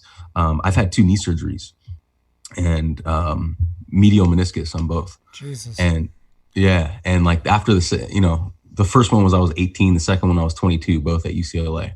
And the second one was really challenging for me mentally. But going back to like the whole gratitude thing, I would even hold my knees. I would even like say, thank you so much for healing. Oof. And getting and being like getting through that, Yeah. So I would just, I was doing a lot of spiritual work at the time, and I was doing, and I still do, but during that particular time before we launched the company, I was just exuding. I actually hosted some gratitude circles down there, and it was really corny at the time. And I was well aware of that. I was like, hey, you want to come down and like share your gratitude with each other? I know it's corny. I get it. But I probably had almost 10 people one time, which was big for me because at first it was just me and my buddy KO, Carl Owens. And we would just go down and just, hey, what are you grateful for, man? What are you grateful for? And I was like, oh, cool, man. Awesome. Sounds good. See you later. And it was like this beautiful healing thing. I recommend that for anyone out there listening. Just do it. Just you don't have to do it with someone else, but you could go down to, it doesn't even have to be the beach. I know a lot of people don't have access to that, but finding your place that you can go and you can sit and you can be quiet and you can give thanks for something is extremely powerful. And then when you share that with someone else, the power just 10x's. It's good life. It's a good life, dude. I worked a 9-to-5, 17 years cardiology practice. Yeah. I didn't know that. Wow. Yeah. But you know what? I'm thankful for that because the person I worked for, his name is Dr. Rosenfeld. Isidore Rosenfeld. He is what you call a doctor of the stars. Right. So you got all these celebrities coming in: Lauren Bacall, Sophia Loren, Ron Howard, Milos Forman, just coming in and out. And the thing I liked about the guy, and the thing that he helped me find my place was, I told him I wanted to go back to school. He's like, all right, go back to school. Told him I want to audition for plays. And he's like, when? I'm like, in the morning. He's like, I had an audition. I'm like, I want to coach NCAA. I got some opportunities to go coach NCAA. So I was able to work this 9-to-5, and he allowed me some flexibility to pursue these other things because his motto was he'd rather have me regret doing something and it didn't work out than not doing it at all. Right. So, so my thanks goes to him because my real father I never met. Had a stepfather around for a little bit. Chill dude. Taught me, iron worker. Taught me how to be a man. But this is the guy that without him, I don't go back to school full time. I have a full time job. How the hell do you do that? Be flexible, you know. I don't get to be on Broadway, you know, doing a play called Conceal Her. No, a lot of that had to do with this man's support. He just passed away last year. That's why I'm even bringing all of this up. I'm sorry to hear that. But guess what? When he retired, I was done with this 9-to-5 shit. That was 2011. And I decided I'm going to take 3 volleyball jobs. And that's it.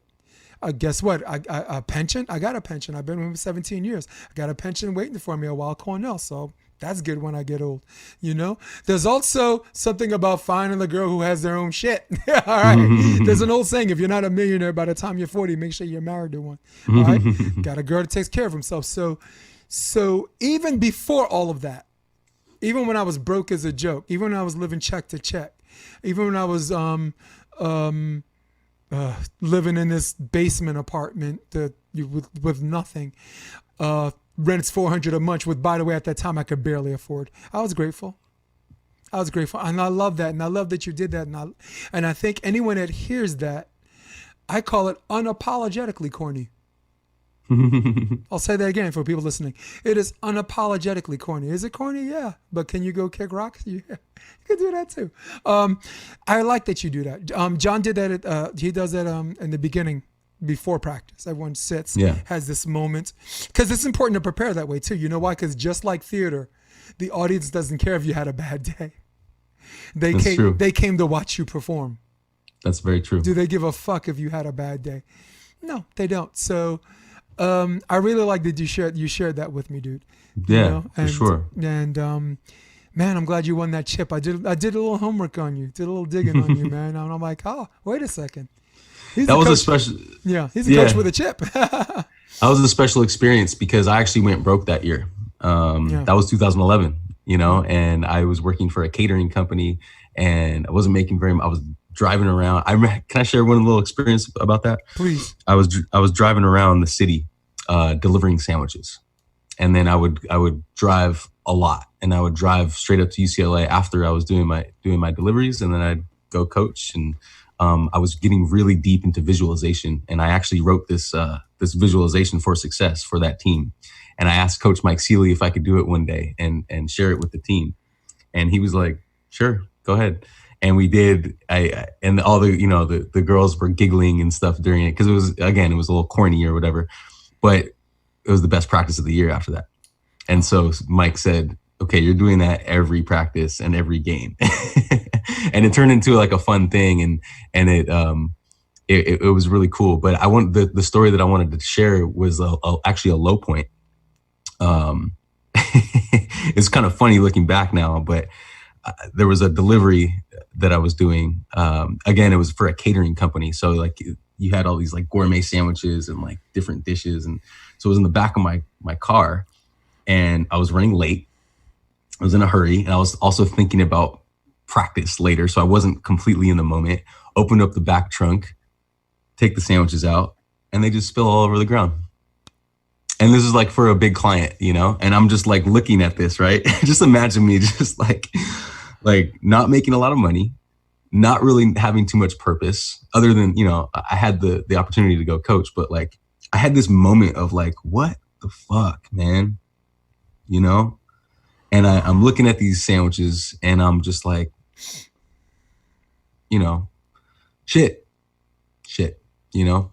And I had that moment, and I think looking back on that, I can laugh about it now, but that was a moment that was like, bro, like, and this is talking to myself, like, get your damn shit together right now. You know, is this what you want? Is this the life that you want? You want to keep doing this? Is this what it's come to? Yeah. Yeah, you know, but like when you take moments like that, you have to figure out a way to transform the energy on that. Right. And I remember that day I had to call my boss, and he was like, all right, you got to go to Subway because they need their lunch right now. You know, you got to make it happen. And I did. But I remember that moment as being like, dude, like, go create something, or you're going to just deliver sandwiches for the rest of your life, you know, and deal with spills, you know. And so that was a moment that I remember that I wanted to share because that was during the championship run, and I had to deal with that. And I had to like look myself in the mirror and say, hey, you know what? You're more powerful than this, man. You got more power inside you. You know, you got something to offer, you know? Yeah, and so that was cool to remember that in that way, to say, hey, like, let's make a change here. Yeah, I agree. One of the best coaching experiences of my life was City College in New York. Took over a team. Now, if you're in Division III, particularly in the CUNY Conference, and this is always the fun part, it's basically you're going to have one guy that's like a D1 player, one or two D1 players, right? Because D1 doesn't only offers 4.5 scholarships. Nobody can, right. You know, men's volleyball is very unique. Where women 1, 2, and 3 is pretty definitive as far as levels or whatever. But men, you just don't know. You got guys that are playing for a college in New York you never heard of winning the adult nationals. You know, like housing people, not even losing a set. So City College had three players that didn't even play volleyball. And that's the unique thing about like half of the CUNY conference. You're going to recruit people that are athletes that are interested crossovers. Soccer, I had a soccer guy, a track and field guy, and a basketball guy. And their learning curve from beginning to the end, they looked like volleyball players. And it's so cool because we got invited to Northeastern Collegiate postseason after the conference, which was first time for that school in a long time. Had a winning record first time in a long time. Had our first home playoff game in the history of the school. Never had one of those. So there were a lot of firsts that year. And it's not kid recruits from the South Bay. It's not this crazy Russian dude, you know, that's been playing since he's 9 that immigrated to New York. It's a bunch of kids from Harlem that don't even know volleyball. So it was really good because we were going through some shit back then in 2008. The market crashed. People were getting kicked out of their houses. You know, people were losing their homes. The rent went up because when people were losing their homes, the rich people that lived in the Upper East Side could afford the rent in Harlem. So now it's being gentrified. So it was just a bunch of people going through some tough times, and the only thing I could do is coach volleyball. You know, in fact, the only reason why I took the coaching job was because everything crashed. I was doing theater. I was happy, you know, and I'm like, I have to give up something. If I want to do theater, I can't do volleyball. I got to give up volleyball. I gave up volleyball for a little while, but got sucked back in because I needed the money. So, So for volleyball, go ahead. No, you go finish that. From a volleyball perspective, and as far as like helping people with their ups and downs, not my own personal downs, just helping people get through some stuff and doing what you know best to lift people up and to inspire people, which in turn creates a domino effect and lifts you up. Because you for sure it good. does. And in other areas of your life too. And now you fucking you know? have purpose. You come from a man who's drowning sandwiches to you got to run over there and help someone win a goddamn championship for Christ's sakes. Yeah, for sure. So I wanted to share a little New York story actually with you. Oh, by the way, Karch and AJ, you said you were their ball boy. The Goodwill games of that year, they played together in New York. Oh, okay. Goodwill games were in New York. Lost to Rigo and. How's that for a coincidence? So when you were telling that story, I was like, wait a second, were you a ball boy in New York? No, it was just, it was Hermosa. All right, go ahead. But so I actually was in New York 2 years ago. Is it 2 years ago? Sheesh, time flies. For a Gigi Hadid Reebok event. I used to coach Gigi Hadid. She was on my club team when she was 15, and now she's one of the top supermodels in the world. But she was a player. She could play. So she recently and a smoke show. Okay. Yeah. So she recently invited me and her. I was her club coach at the time, and she invited me and her high school coach to go to. And she flew us out to New York. And I just want to tell you this quick story because it's actually inspiring. So she actually put on a clinic for a bunch of inner city kids, and she wanted us to facilitate it. And I'm just so proud of her because she took her success. She's massively successful. If you look her up on Instagram, she's got like 60 million followers. I mean, she was just on the Cooking Network the other night. Gigi Hadid, at Gigi Hadid, G-I-G-I Hadid, Hadid. She's awesome. But so it was this, I'll tell you this quick story. So not only did she bring everyone together and Reebok was huge, and they were instrumental in bringing everyone together. But she freaking put her own shoes, because she came out with her own line, the Gigi Hadid Reebok line, and she helped create a shoe with Reebok, and she put shoes on all those kids, and there was probably about 30 or 40 kids in there. She put those shoes on the staff and those kids, and brought freaking, yep, there she is, and brought just joy and laughter and love to these kids, these inner city kids, right? Yeah. And it was funny. It was a funny setup. The net was kind of like this.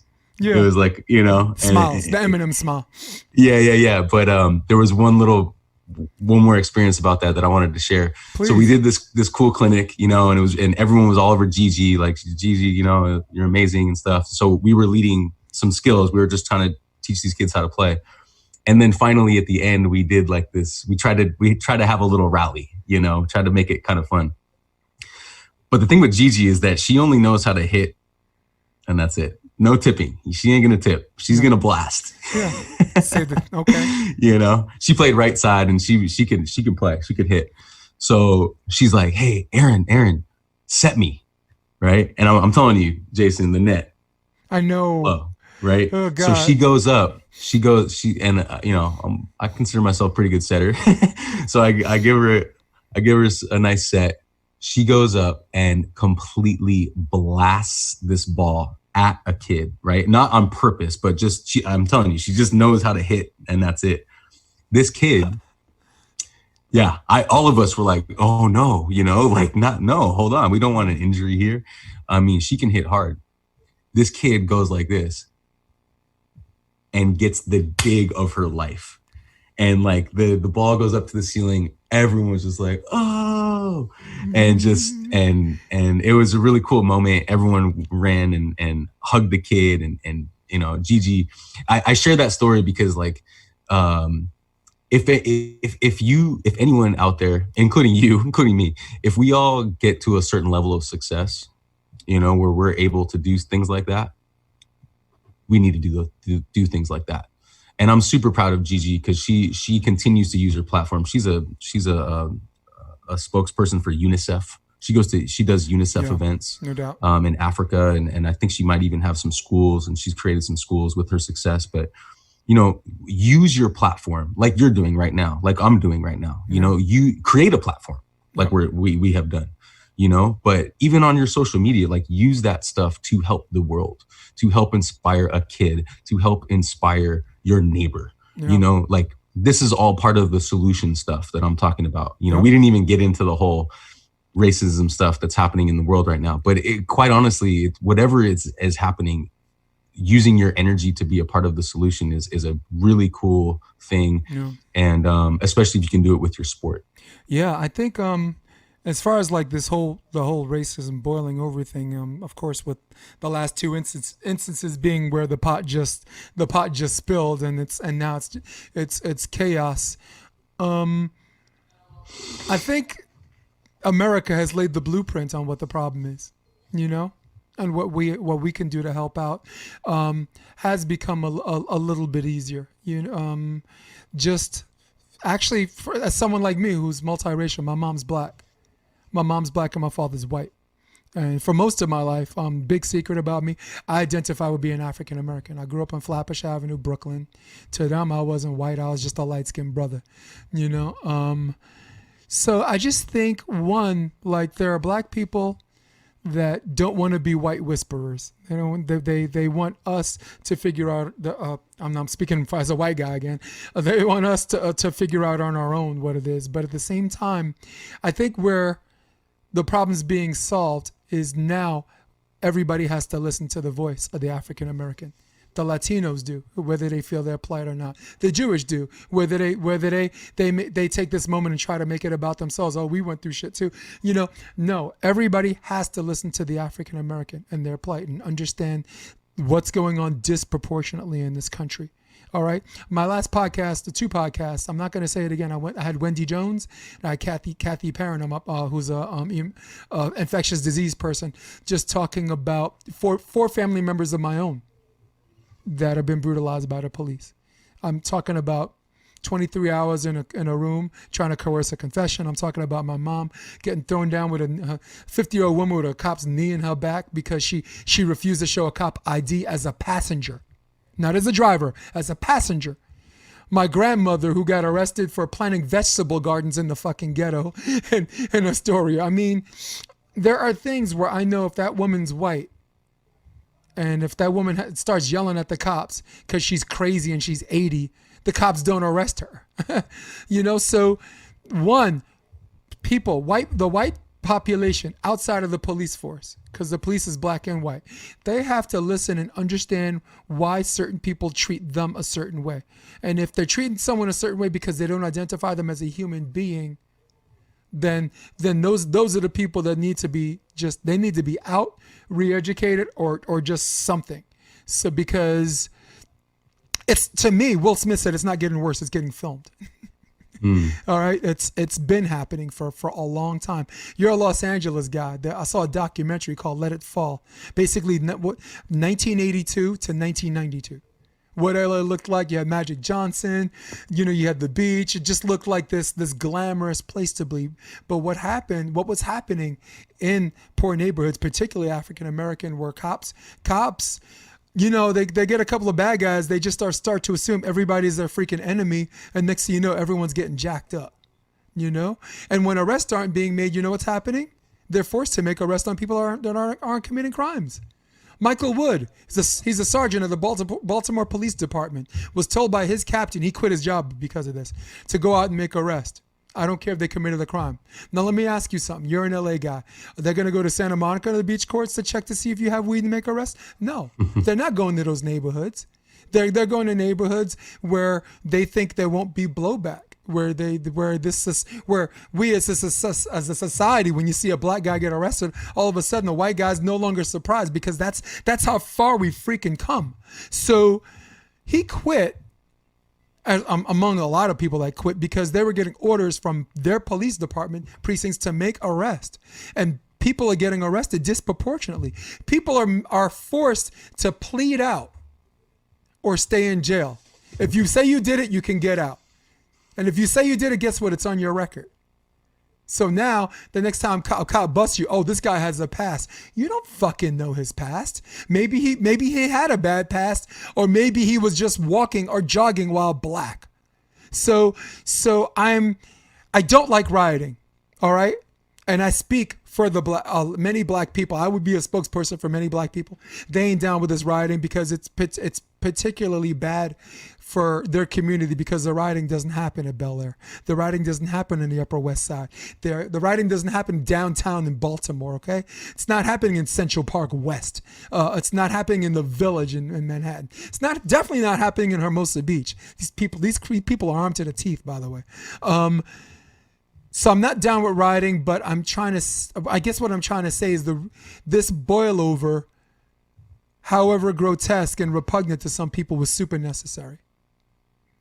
And now that there's a reset button, now that people can heal together, it starts with just hearing. Not using your own personal experience. Casey Jennings and Jason Olive went back and forth like idiots on this. And Casey, listen, Casey, I'm not trying to defend Casey, but Casey worked hard. Casey suffered a lot of rejection in his life. So when you go through this rejection and you get through it and you succeed the way you do, you start to say to yourself, I did it, why can't they? And that's where I think Casey's flawed on that. It came from his hard-nosed attitude and lacing up your own bootstraps and coming out smiling like a rose before he met Kerry, right? He was an AVP champ. He was an NCAA champ before Kerry blew up and Misty blew up. So he already had his own, it's not like he latched on to someone good. So, Casey just has to step back and listen. And people like Jason, they have to stop being so fucking cocky and assume everybody already knows, all right? And I'm going to finish, and the floor is yours in a minute, and I want to finish with this. There's a big difference between someone saying something that's wrong or doing something that's wrong, where someone accuses them, oh, that's in your heart, that's who you are. That's not always the case. Sometimes it's not who they are. It's not what's in their heart. It's what's not in their head.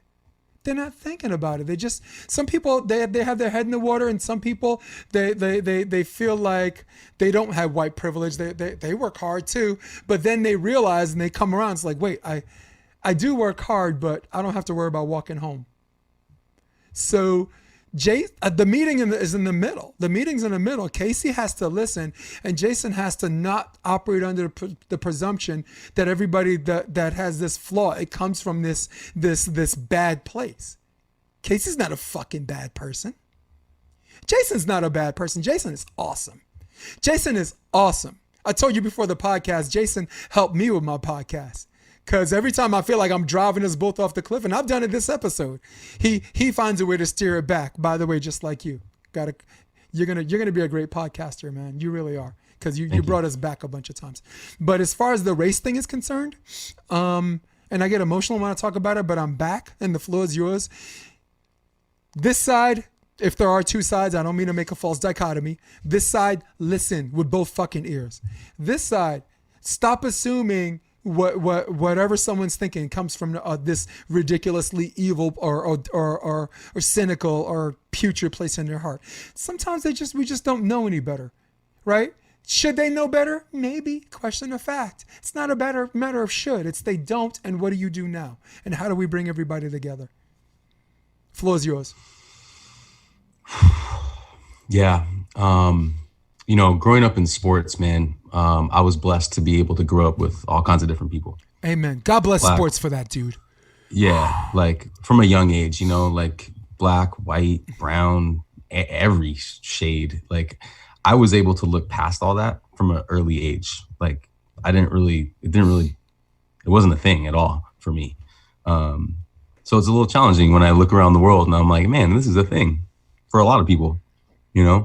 And then on a spiritual level too, I try to look past these categories, like, because that's really what they are: gender, race, ethnicity. Those are just categories. And I don't mean to like say that those are only categories. No, I know I'm not saying that. No, but I'm saying they are also, but not included too. Yeah. And what I'm saying is I've always tried to look past those things and to see the inner beauty in everybody. And great spirit in everybody. So that's where I'm coming from. And then, a couple things about everything.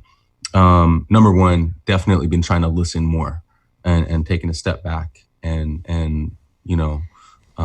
that's the first thing. You need more people like you out there. Sorry. Thank you. No, thank you. The second thing is going back to productive thoughts, right? So what do we do about this? And I've heard lately about this idea of being an ally or being an accomplice, right? And accomplice is really what we should all be to each other, but specifically right now to the Black community. It's not about being an ally. It's not good enough. We need to be accomplices, and we need to have a check on our own selves to say, okay, what are you doing? I've been checked myself to say that I'm probably not doing enough. And I think that's a good realization, because moving forward, it makes me want to do more. Yeah. I got checked by one of my Black friends recently and I got defensive immediately about it, because I'm like, dude, I work with kids, man. I'm doing the work every day, but thinking about it, it's like, no, I can do more. I think we can all do more. Yeah. And having conversations like this is a really good first step. But, knowing that if we can all put our minds together and our hearts together, that we can actually accomplish the change that we wish to see in the world. Yeah. And we should do less conflict with each other. We should do more listening with each other, and we should be more constructive with each other. Absolutely. And in terms of kids, I think it's a confusing time for them. And I told the kids that I coached recently, I said, I'm a little embarrassed for my own generation, guys, that we haven't figured this out, and I'm sorry. This is the woke generation. Yeah. Yeah. But now, moving forward, we can't just blame each other's generations. It's like, no, we're all here together. This is a moment for our country and our world and humanity in general that we cannot let pass by. Yeah. And we cannot point fingers. Pointing fingers is I get it. It's a reactive thing, but let's move past that quickly. Let's get through the emotion and start to be constructive and productive. Well, And yeah. yeah, I was just going to say, just to finish that, is to the kids, is to underlie, is to any youth athlete or kid that can be told something from someone like us. It's kind of simple. Yes, it gets complex, but the simplicity is be kind and love everybody, period. Yes, we can talk about other things later, but be kind and love everybody. If we can just get that message across, and get it in their souls, that's a good underlying place for them to take action from. Yeah.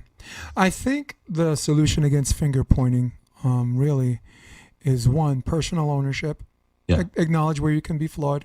And two, for the other side to have empathy and forgiveness. Yes. Right. Agree. Especially, and we're talking about kids. If a kid knows every mistake they make is going to result in a death penalty, they're not taking ownership. Kids, not adults. They're not going to apologize. They're going to make excuses as to the why. So if there's no empathy and no understanding and no communication, there's going to be, the finger pointing is going to continue. So and that's what I think. I think listening is going to streamline to understanding and forgiveness. And loving and self-reflection too is a huge part of this. Loving each other is just so important. I'm pretty sure if I wasn't black and white, I'd be a racist.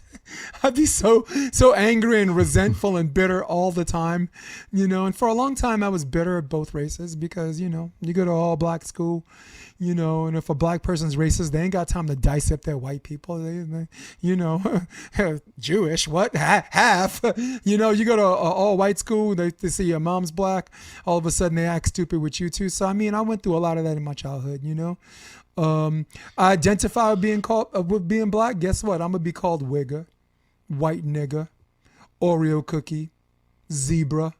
Those are the four popular ones. I could go on and on for the rest of the podcast, but I ain't gonna do that. But I think the two things have helped me. One, sports. It's our wheelhouse. Sports has been the one place that, even amidst all racial tensions, brings everybody together.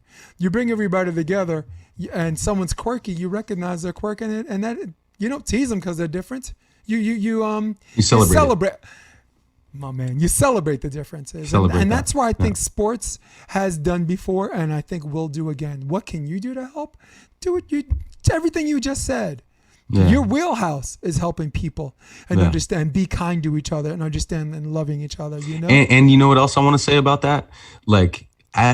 Anyone listening right now, including me and you, as we go through our day, we can practice love and kindness. Yeah. There were a moment yesterday, I was at Whole Foods and sorry, I was at Pete's Coffee and I'm a Pete's Coffee guy. I like Pete's. And someone was picking up their coffee and she kind of was fumbling with something for a moment, and I was holding the door open for her, and I held it open for an extended period of time because I was waiting for her to get done. And I was like, I could go right now. I'm done. I got my stuff. But I was like, no, this is the practice, right? This is the kindness practice. It doesn't matter what her deal is. Doesn't matter what my deal is. That's that little practice, those little gestures like that. I think if we all kind of found moments like that, or letting the guy cut you off and not fighting for that, those little practices like that can add up, and it can create a foundation of kindness. Kindness is a really good place to start with this whole thing. No doubt. When I was 16 years old, my church, my mom made me go to this Assemblies of God church. I grew up a Lutheran, basically 1 hour service. We play football after church in the yard, but this church, 3 hour services, dancing up and down the aisle, speaking in tongues. You know what I'm talking about. That's cool. Anyone that's that sings cool. Blues Brothers. It's fun. It's the band. It's the band. So in the morning, it was a men-only thing. Prison ministries where only the men would go. We would visit Rikers Island and Brooklyn House of Detention and Queens House of Detention. These are basically prison systems for people serving time or holding cells or whatever. And in the morning, we would just go there and we would just talk to prisoners. If you want to talk about God, sure, let's talk about God. You want to talk about sports? We can talk about sports. You want to talk about why you're in here and why it's not a good, why it's not a good friggin' idea? Let's talk about that. So that's experience, and I did that for a year and a half. That experience trained my mind to understand different kinds of people.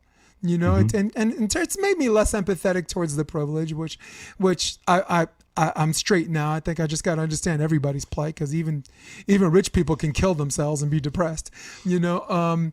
But, you know, Christmas, we go sing. I was on the choir. We'd sing Christmas songs. So just understanding different people has trained me such a young age to be just fair and understanding and forgiving. Well, building on that, I think a big part of the practice, because we're talking about practice, right? Yeah. Is being able to put yourself in their shoes for a second, and not just for a second, first. You know, like, and that's actually that's a business thing. But can you meet someone on their level first, before your level?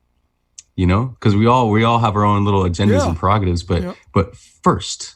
That's the empathy part. Yeah. It's like, hey, you know, it's as simple as saying, "How are you?" and you know, what are you up to? Yeah. You know, and just being able to get there first, I think, is a great practice. And recognizing that being there first is only designed to help you recognize the differences, not to see what you would do better than them.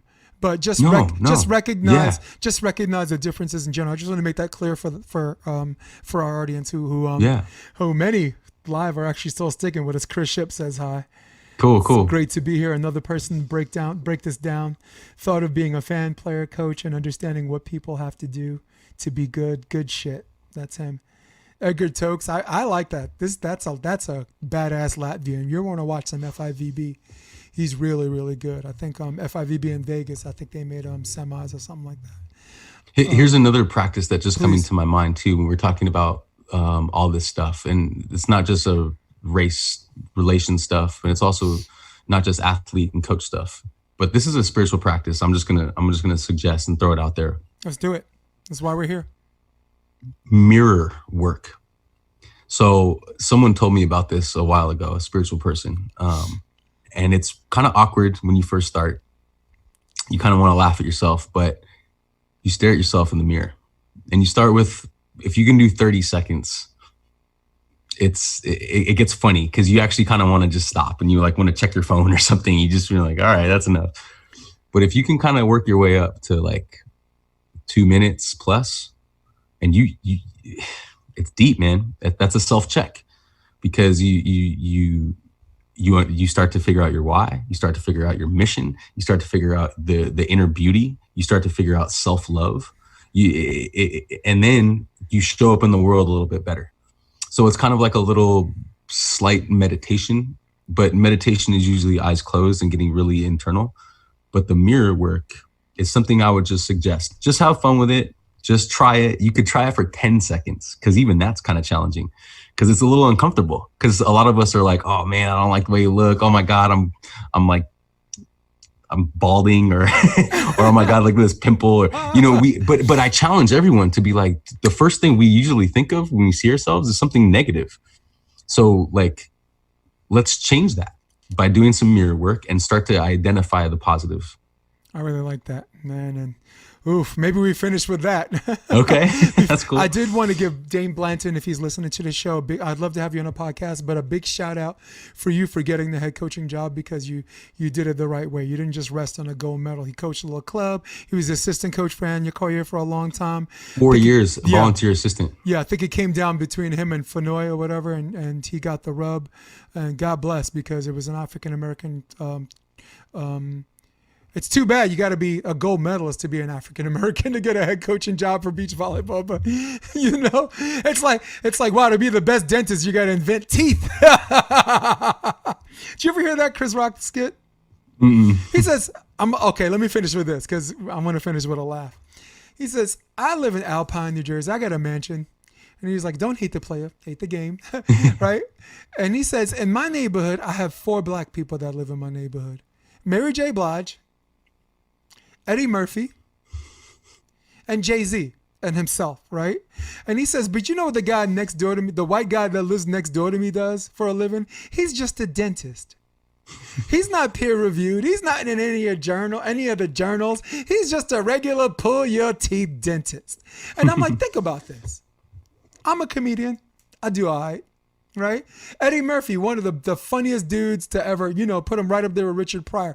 Jay-Z, one of the top 5 rappers. He's number 1 on my list, by the way, to ever be out there. Mary J. Blige, the new queen of soul. The baton got passed by Aretha Franklin to her.